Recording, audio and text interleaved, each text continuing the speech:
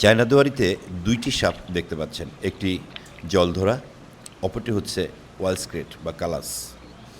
এই কালাস সাপ অনেকেই চিনে থাকেন না, বিশেষ করে একেবারে দেখতে অনেকটা দারাস সাপের মতন এবং দারাস ভেবেই কিন্তু ভুল করে থাকে এবং দারাস সাপ নির্বিষ হওয়ায় মানুষ সহজে এর কাছে যায়, কিন্তু কালাস তীব্র বিষধর এবং এর দাঁত শুয়ের চেয়েও সূক্ষ্ম হয় মাথাটা।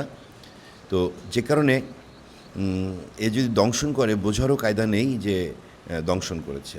এ সাপ সাধারণত দিনে খুব শান্ত স্বভাবের থাকে, তবে রাতে খুব ক্ষিপ্র থাকে এবং রাতের বেলায় দংশন করে থাকে বেশি।